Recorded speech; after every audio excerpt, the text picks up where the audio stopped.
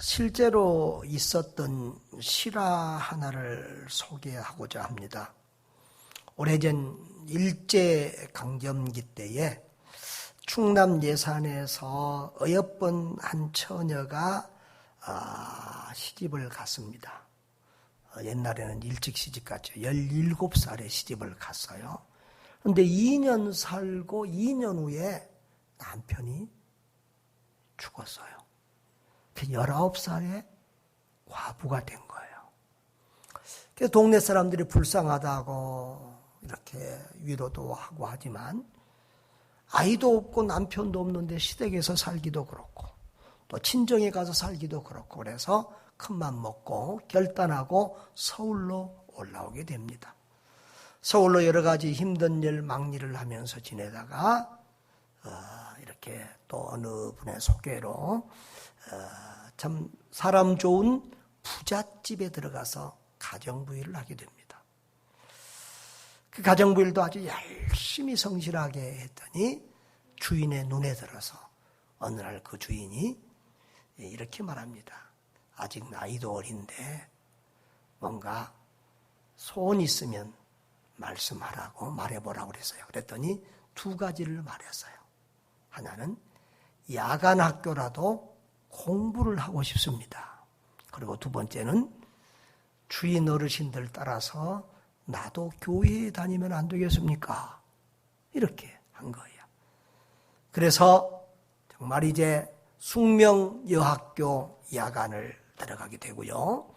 그리고 또 교회를 열심히 다니게 되었습니다.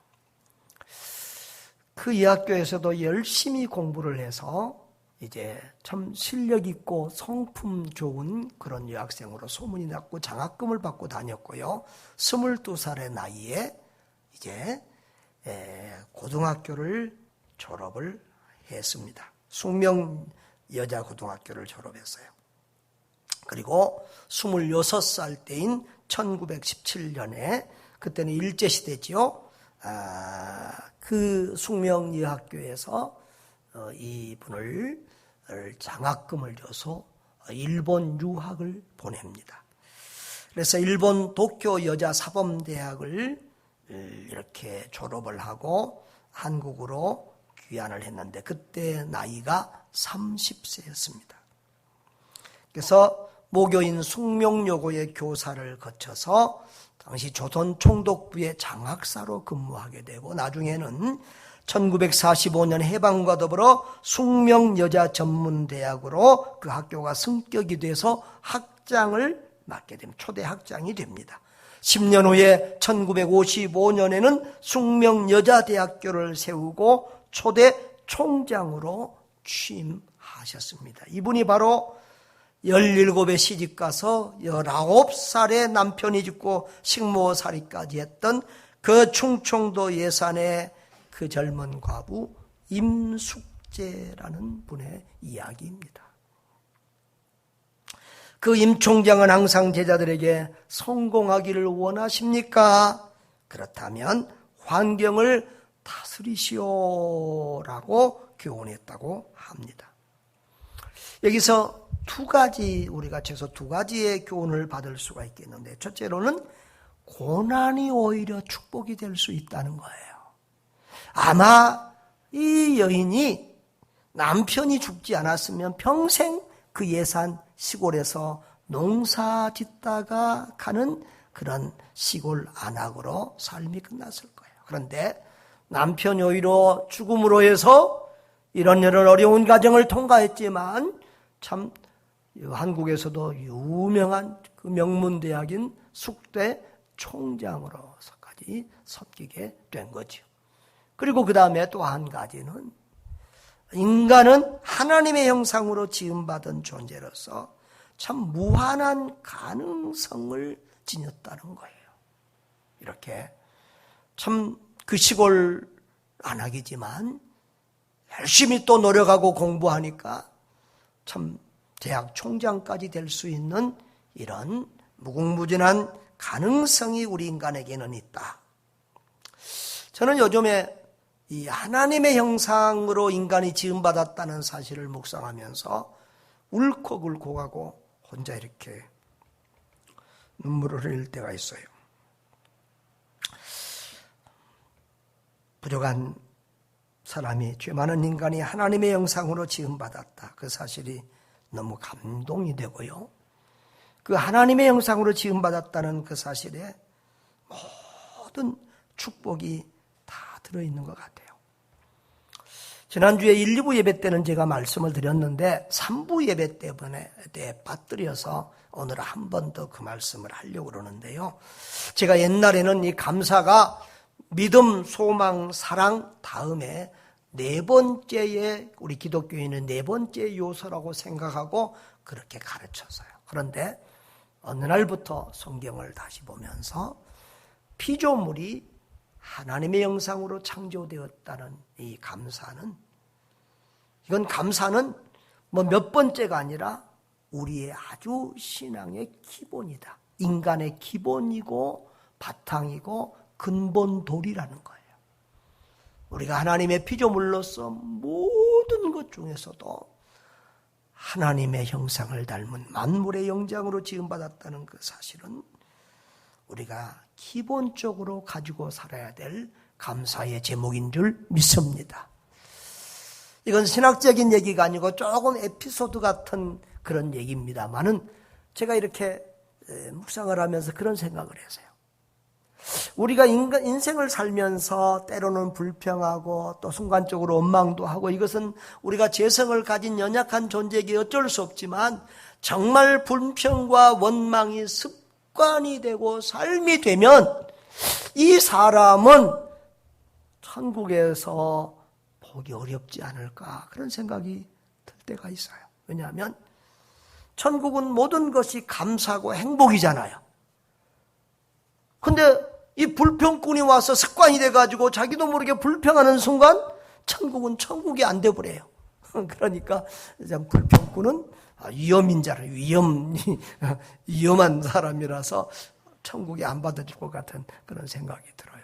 아무튼 우리는 우리의 삶이 늘 감사로 채워질 수 있기를 주의 이름으로 축복합니다. 자, 하나님의 형상으로 창조되었다는 것을 우리가 조금 설명해야 될 필요가 있어요. 창세기 1장 26절에 우리의 형상을 따라 우리의 모양대로 우리가 사람을 만들고 그랬어요. 여러분, 여기서 형상 또 모양 그랬는데 27절에도 하나님이 자기 형상, 곧 하나님의 형상대로 사람을 창조하시되 남자와 여자를 창조하시고 라고 했어요. 여러분, 이 사람이란 단어가 히브리어로 아담이라는 단어예요. 그래서 하나님이 사람, 이 아담을 창조하신 것은 이 피조물 창조의 절정이고 전 6일 동안의 창조 사역의 중심인 줄 믿습니다. 자, 우리의 형상을 따라 우리의 모양대로 창조됐다. 여기서 이 형상은 그늘지다라는 말에 이렇게 유래해서 그림자라는 의미를 가지고 있습니다. 여러분, 그림자는 실체의 모양대로 만들어지잖아요. 그런 것처럼 우리 인간은 하나님의 형상으로 지음을 받았다. 이 형상이라는 말로 번역이 자주 됐고요. 그 다음에 모양, 이 때무트라는 단어는 담다에서 유래했는데 실체와 매우 유사한 비슷한 형태를 가르치고 있어요. 그래서 우리는 하나님과 매우 비슷한 존재다.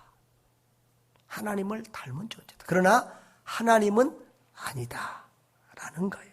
그러면 여기서 형상과 모양이 구체적으로 무엇을 가르치고 어떻게 구별되는가 하는 거예요.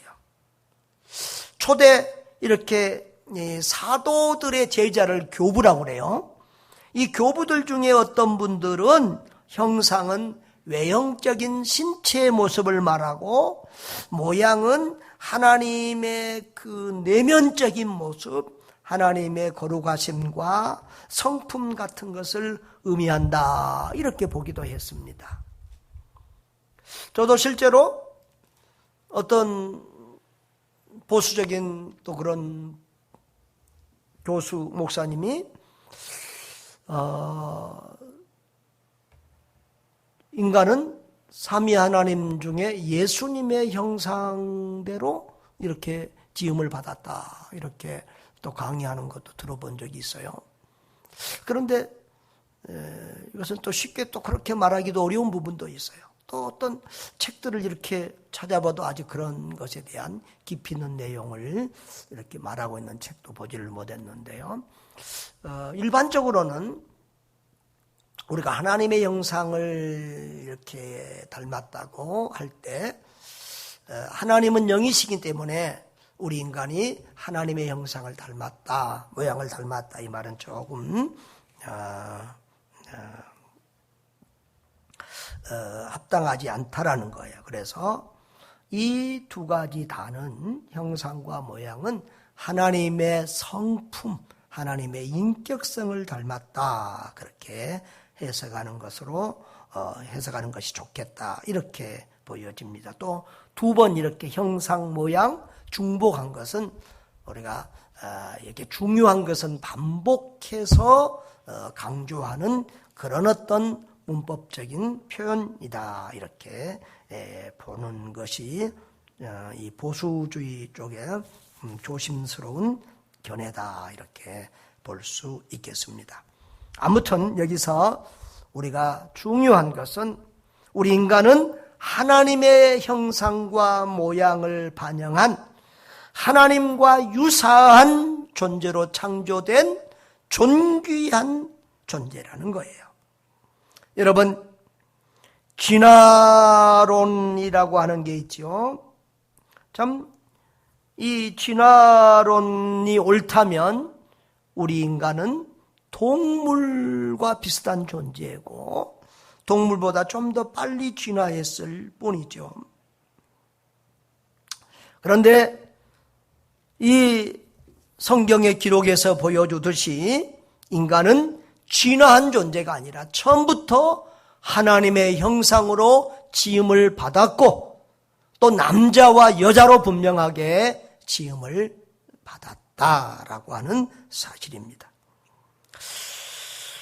26절에 보면 우리가 여기서 만들고 그래서요, 사람을 만든다는 거예요. 우리가 사람을 만들고 했을 때 이 만들고라는 단어는 아사라는 단어인데요. 이것은 어떤 것을 만들 때 있는, 무에서 유를 창조할 때의 단어가 아니라 있는 것을 가지고 어떤 것을 창조할 때 쓰여지는 단어인데, 그런데 그 재료하고는 다른, 완전한 다른 그런 작품이 나왔을 때 쓰여지는 그런 단어예요. 그래서 창세기 2장 7절에서 보여지는 바와 같이 사람은 흙이라는 재료로 하나님에 의해서 만들어졌지만 그 결과로 만들어진 인간은 다른 어떤 피조물과는 다른 특별한 존재가 완전히 새로운 창조물이라는 사실을 암시하고 있습니다. 여러분, 일반 학교에서는 기독교 학교가 아니고 일반 학교를 다니면 우리는 진화론을 배웁니다. 진화론은 뭡니까? 아메바와 같은 것이 쭉 변해서 원숭이가 되고 또 원숭이가 진화해서 사람이 되었다, 이런 것입니다. 다시 말하면 우리 인간은 별 볼 일 없는 존재다. 인간의 조상은 동물이라는 거지요. 참 이것은 우리 인간을 파괴하는 정말 사탄의 사상입니다. 그런데 그것을 받아들이고 그것을 주장하고 하는 인간의 모습이 참 이상합니다. 사실 창조론도 과학으로는 증명하기 어렵고 진화론도 과학으로는 증명하기 어렵습니다. 그래서 진화 가설이라는 표현을 많이 합니다. 가정하는 그런 이론이란 말이에요. 그러니까 진화론자들은 역사를 길게 잡아요. 지구의 역사가 수십억 년이다, 수십만 년이다 이렇게 잡아서 그렇게 오랜 세월을 지나가면 조금씩 변화하고 진화해서 이렇게 되지 않겠는가, 그런 것들을 이제 만들어내는데요. 아무튼 이 진화론은 인간의 조상이 원숭이라는 거예요. 동물이라는, 인간은 동물이라는 거예요. 짐승과 다를 바 없다는 거예요. 여러분, 그런데 그것을 우리 인간 그걸 기분 나빠해야 되는데, 야, 원숭이가 네 조상이야, 너는 짐승이야, 이렇게 말하면 우리가 기분 되게 나빠해야 되잖아요. 그렇죠? 막 화를 내고 싸워야 되잖아요. 그런데 그것을 더 사람들이 잘 믿고 잘 받아들이고, 하나님께서 너 아니야, 너는 하나님의 형상대로 지른 나를 닮은 존귀한 존재야. 이사야서 43장에 있는 말씀처럼 보배롭고 존귀하고 사랑스러운 존재라고 하나님이 말씀하시는데, 우리 인간은 그 하나님의 창조론의 말씀은 믿지 않고 오히려 아니야, 나는 원숭이 우선이야, 나는 짐승이야 라고 받아들이고 믿고 그렇게 주장하며 살아간다는 게 너무 이상하지 않습니까? 사탄의 지배를 받지 않고, 그 생각이나 사상이 사탄의 지배를 받지 않고서야 이렇게 참 믿고 또 오히려 그걸 좋아하고 받아들이고 간다는 것이 이해가 잘 안 되는 것이지요. 여러분, 우리는 하나님을 닮은 존재입니다. 처음부터 짐승이 진화해서 된 것이 아니라 창세로부터 처음부터 하나님의 형상으로 지음받은 존귀한 존재라는 사실을 확실히 믿으시기를 주의 이름으로 축복합니다. 자, 그리고 인간 창조의 목적은 하나님의 대리자로서 세상을 다스리게 하기 위함입니다. 우리는 지난주에 하나님의 인간 창조의 목적으로 하나님의 영광을 위하여 또 하나님을 찬송하게 하려고 우리 인간을 창조했다는 이사야서 43장의 말씀을 들었습니다. 근데 하나님의 영광을 위하라는 것이 좀 더 추상적이잖아요. 오늘은 창세기 1장에서 하나님이 처음으로 인간을 창조하실 때의 말씀을 보면서 그것을 좀 더 구체적으로 살펴보기를 원합니다. 자, 1장 26절에 만든 목적을 그렇게 썼습니다. 그들로 바다의 물고기와 하늘의 새와 가축과 땅과 땅에 기는 모든 것을 다스리게 하자 하시고 그랬어요. 그러니까 바다, 하늘, 땅 위에 있는 모든 생물체를 다스리게 할 목적으로 우리 인간을 창조했다는 거예요. 이해가 되시죠? 네. 자, 28절에서는 좀 더 구체적으로 기록되어 있습니다. 그들에게 이르시되 생육하고 번성하여 땅에 충만하라. 땅을 정복하라. 바다의 물고기와 하늘의 새와 땅에 움직이는 모든 생물을 다스리라. 여기서도 그 26절의 말씀이 반복되고 있습니다. 다스리게 하겠다. 이 우주에 있는 모든 생물을 다스리게 하겠다. 이것이 인간을 창조하신 하나님의 뜻입니다. 여러분, 다스리게 하자라는 의미는 뭐냐 그러면은, 이렇게 옛날에 절대 왕권을 지닌 그런 왕이나 또 다른 나라를 정복한 사람들이 정말 그 피지배 민족이나 백성들을 살리기도 하고 죽이기도 하는 절대적인 권력을 가졌잖아요.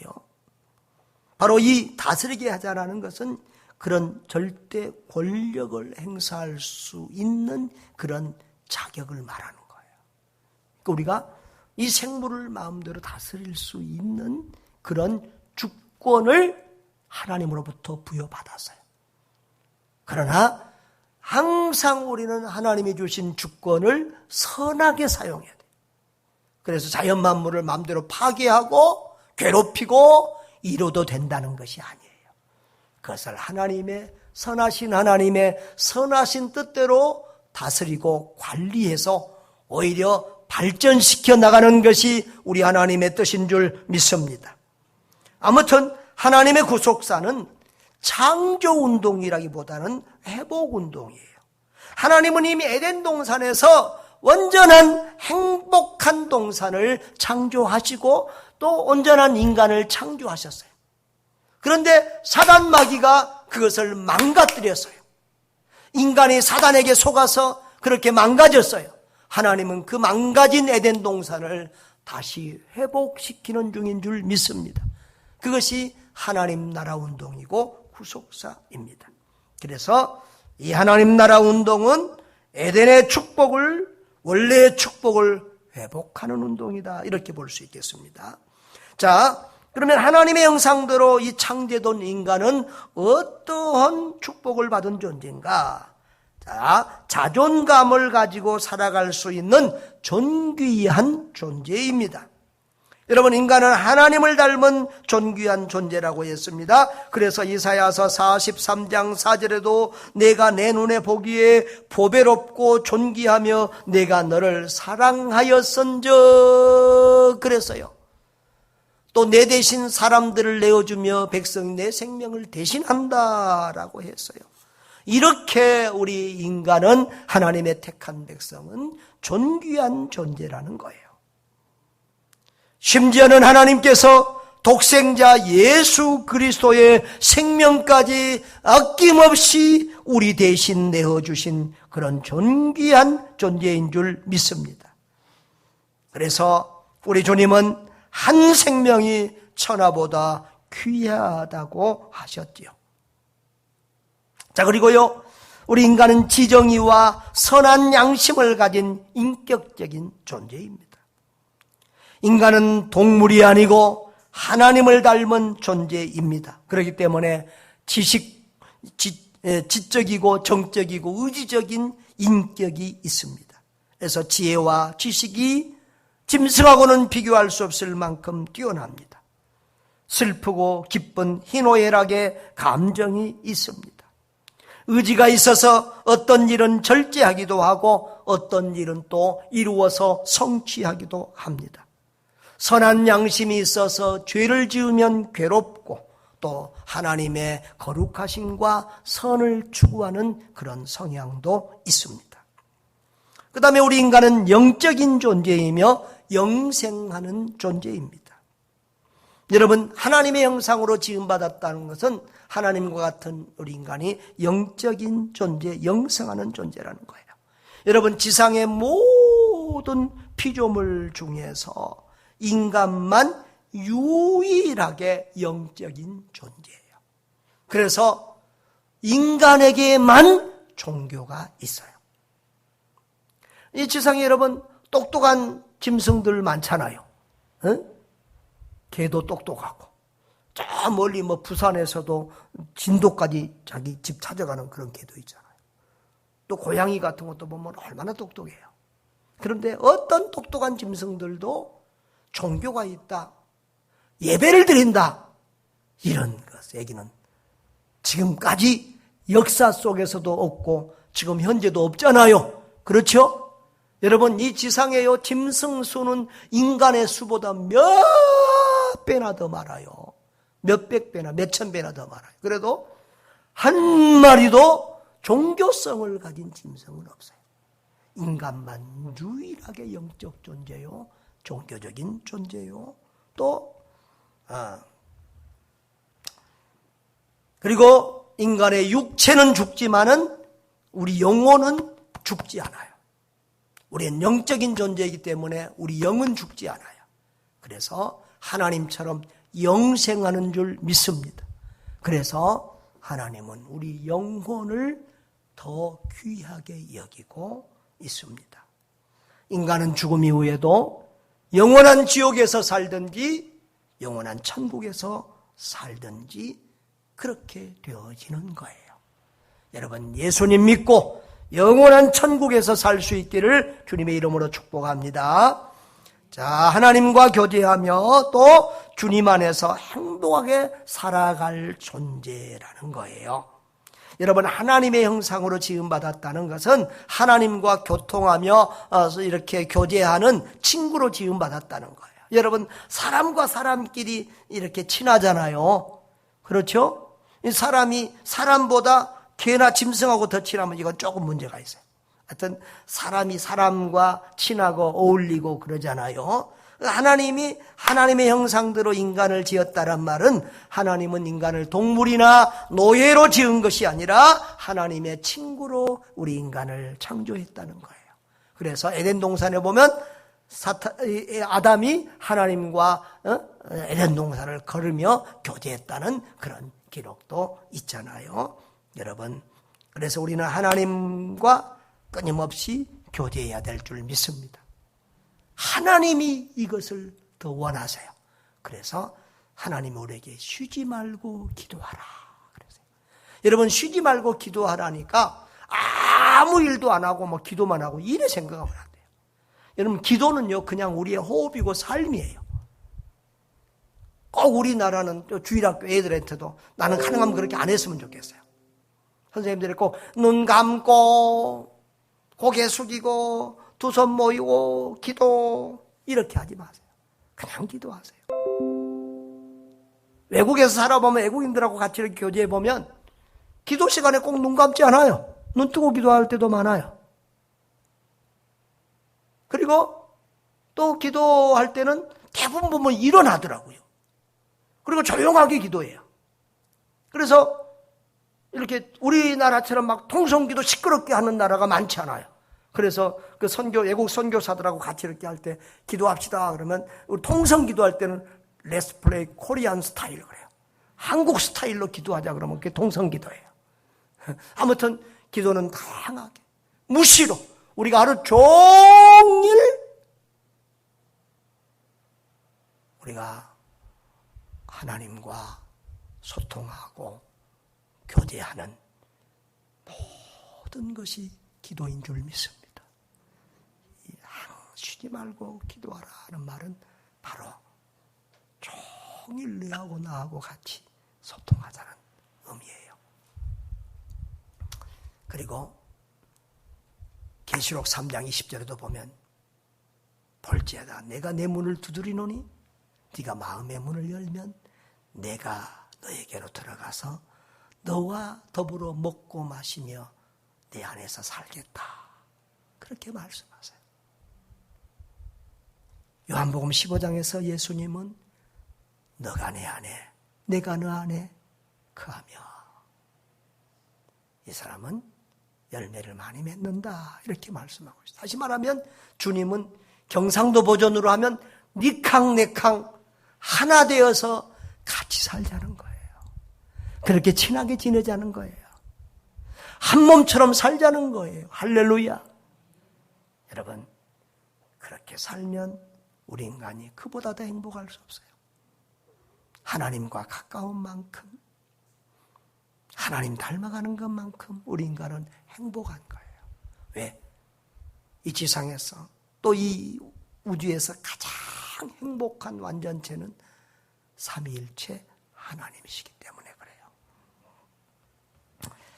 그 다음에 우리 인간은 하나님을 닮아 하나님의 뜻을 이룰 사명을 받은 존재라는 거예요.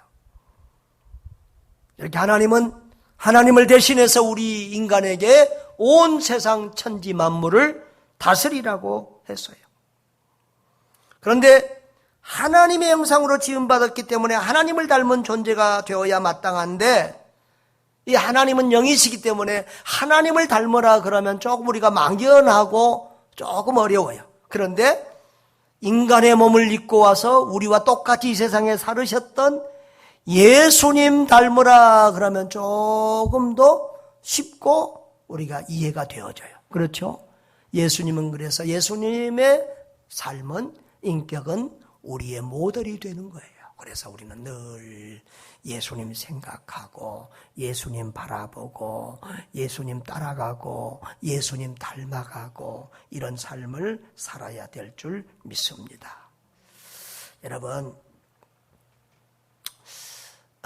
이렇게 누구를 닮는다는 것은 굉장히 중요해요. 또 누구를 닮았다 그럴 때에 그 대상에 따라서 기분이 좋기도 하고 나쁘기도 해요. 우리 코로나 때에 선교사님들이 선교지 못 들어가서 내 목양실에 좀 바글바글 했잖아요. 그런데 꼭 선교사님들 사모님 중에서 꼭 만나면 첫인상을 딱 보면서 연예인 누구 닮았다는 말을 잘 하시는 사모님이 있었어요.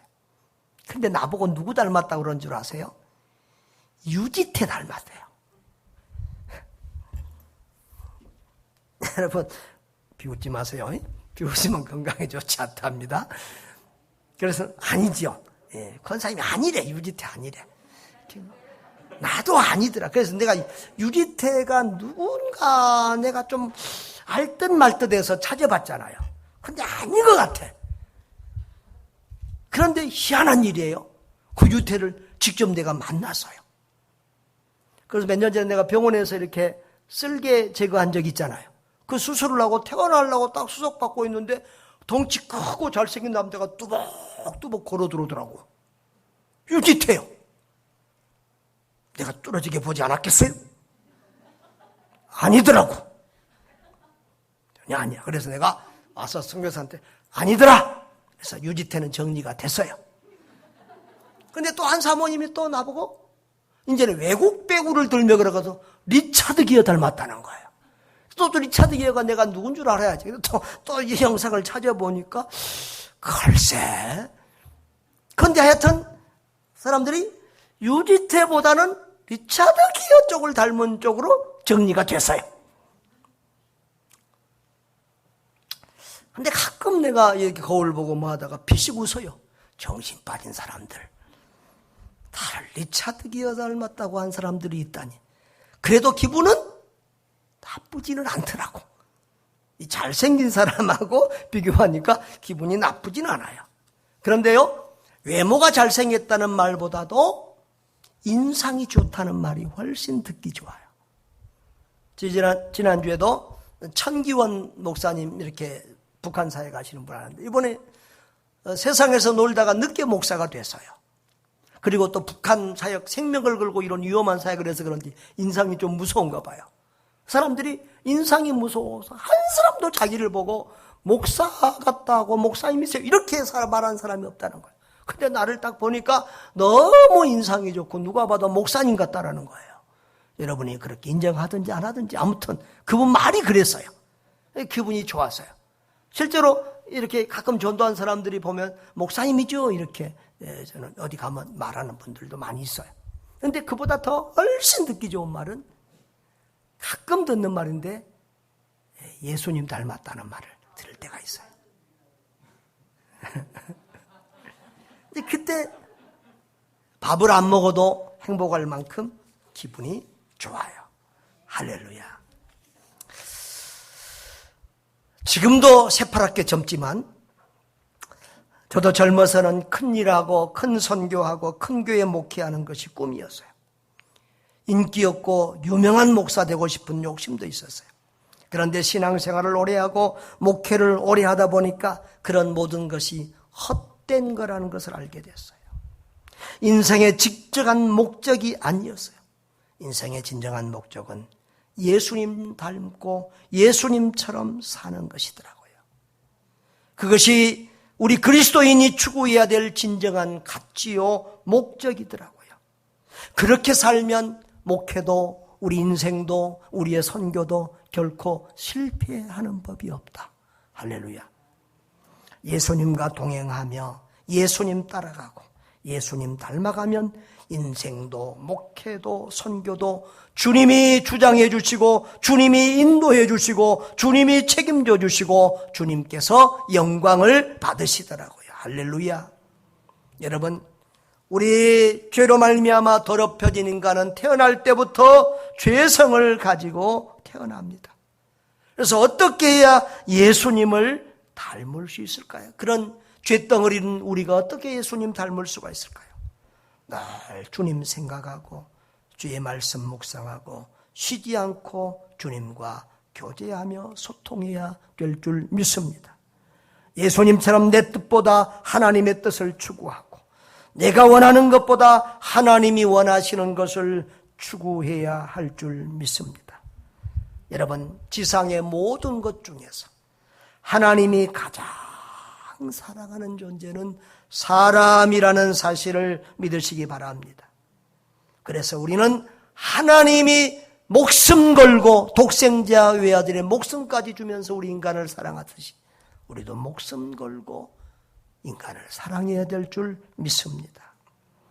특히 하나님은 우리 인간의 육체보다는 영혼을 더 귀하게 여기십니다. 영혼은 영생하기 때문입니다. 그래서 하나님은 사람을 사랑하는 사람을 좋아하고 또 무엇보다도 영혼 구원에 힘쓰는 사람을 사랑하고 축복하십니다.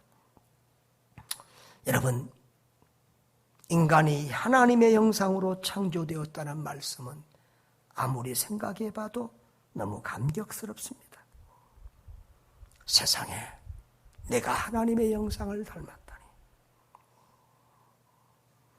여러분은 천상천하에 하나님보다 더 존귀하고 아름답고 선하고 완전하신 분이 어디에 있겠습니까? 그런데 하나님께서 나를 개나 고양이나 호랑이나 이런 짐승 같은 존재로 만들지 않고 그 존귀하신 하나님의 형상으로 창조하셨대요. 세상에 나 같은 죄인을, 나같이 못난 것을 하나님의 형상으로 창조하셨대요. 여러분, 얼마나 감사합니까? 얼마나 영광스럽습니까? 우리는 이 사실만으로도 감사하고 감격하며 행복하게 살아야 될 줄 믿습니다. 하나님의 형상대로 지음받은 존귀한 여러분, 하나님의 형상대로 창조되었다는 사실을 확실히 믿고 감사하시기를 바랍니다.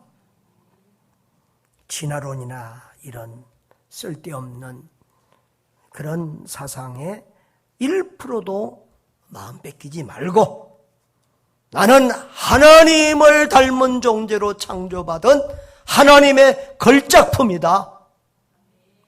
그렇게 감사하시기를 바라요. 그리고 자긍심을 가지고 존귀하고 보배롭고 사랑스러운 하나님의 걸작품임을 알고 긍지를 가지고 살 수 있기를 바랍니다. 늘 주님과 교제하고 소통하면서 주와 함께 걸어가고 주와 더불어 함께 이 인생을 살아갈 수 있기를 바랍니다. 예수님처럼 생각하고 말하고 행동하는 작은 예수가 되십시다. 예수님처럼 나를 희생하여 다른 사람을 살리고 행복하게 하는 그런 아름다운 사람들 되십시다. 무엇보다 한 생명 한 영혼을 온 천하보다 귀하게 여기는 예수님의 가치관을 가지고 예수님처럼 살아갈 수 있기를 주님의 이름으로 축복합니다. 아멘.